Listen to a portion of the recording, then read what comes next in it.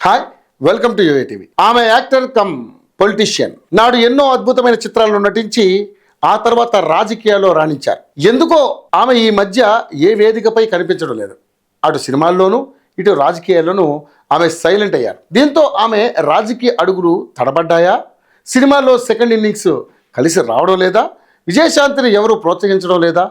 వయోభారంతో కావాలనే రాజకీయాలకు దూరంగా ఉంటున్నారా అన్న చర్చ మొదలైంది. ప్రతిఘటన, కర్తవ్యం, రాములమ్మ ఇలా ఎన్నో సూపర్ హిట్ చిత్రాల్లో నటించి మాస్ ఇమేజ్ తెచ్చుకున్న విజయశాంతి ఇప్పుడు ఎక్కడా కనిపించడం లేదు. సరిలేరు నీకెవరు చిత్రంతో తడుక్కున మెరిసిన సెకండ్ ఇన్నింగ్స్ మొదలుపెట్టారు. ఇప్పుడు బాలకృష్ణ హీరోగా నటిస్తున్న చిత్రంలో పవర్ఫుల్ పాత్రలో కనిపించనుందని సమాచారం. సినిమాల్లో సక్సెస్ఫుల్గా రాణించిన పొలిటికల్గా మాత్రం ఎన్నో ఒడిదుడుకులను ఎదుర్కొంటున్నారు రాములమ్మ. తన పాత్రలతో, నటనతో సినిమా రంగాన్ని శాసిస్తున్న రోజుల్లోనే రాజకీయ అరంగేట్రం చేశారు.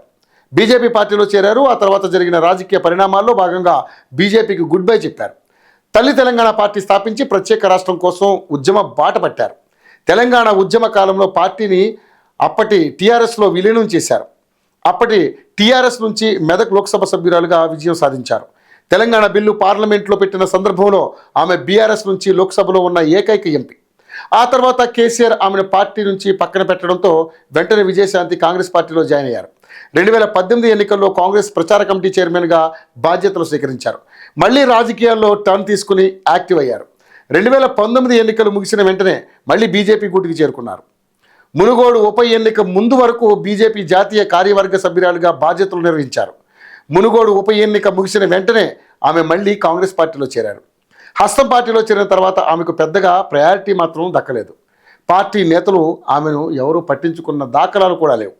కాంగ్రెస్ పార్టీ రూలింగ్లోకి వచ్చిన కొత్తలో సోషల్ మీడియా వేదికగా ఎక్స్లో ట్వీట్లు చేస్తూ నేనున్నానని గుర్తు చేస్తూ ఉండేది. ఇప్పుడు అధికార కాంగ్రెస్ పార్టీ నేతలు ఎవరూ ఆమెను పట్టించుకోవడం లేదట. దీంతో విజయశాంతి పొలిటికల్ చాప్టర్ ముగిసినట్లేనా అన్న చర్చ పార్టీలో నడుస్తోంది. అయితే తాజాగా విజయశాంతి అలియాస్ రాములమ్మని మళ్ళీ కాంగ్రెస్ అధిష్టానం పిలిచి మాట్లాడనుందని సమాచారం. కొత్తగా బాధ్యతలు చేపట్టిన మీనాక్షి సైతం తెలంగాణ కాంగ్రెస్ పార్టీకి విజయశాంతి అవసరాన్ని గుర్తు చేశారట.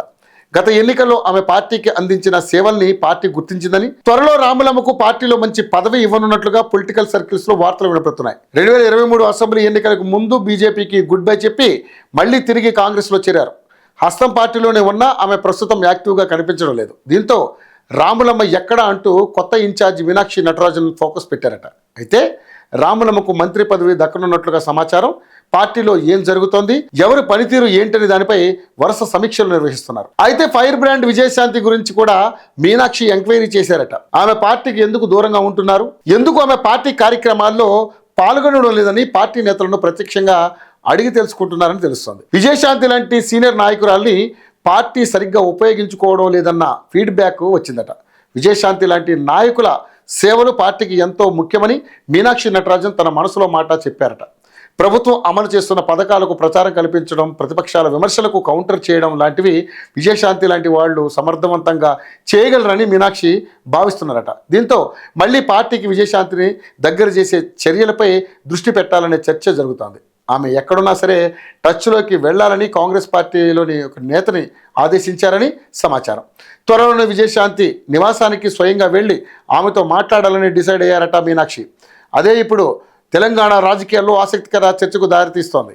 అయితే తెలంగాణలో ఎమ్మెల్యే కోట, ఎమ్మెల్సీ ఎన్నికలు జరుగుతుండడంతో విజయశాంతి పేరు తెరపైకి రావడం కాంగ్రెస్ పార్టీలో ఆసక్తికరంగా మారింది. ప్రస్తుతం ఇప్పుడున్న సమాచారం ప్రకారం విజయశాంతి ఎమ్మెల్సీ పోటీకి ఛాన్స్ ఇవ్వాలని అధిష్టానాన్ని కోరింది.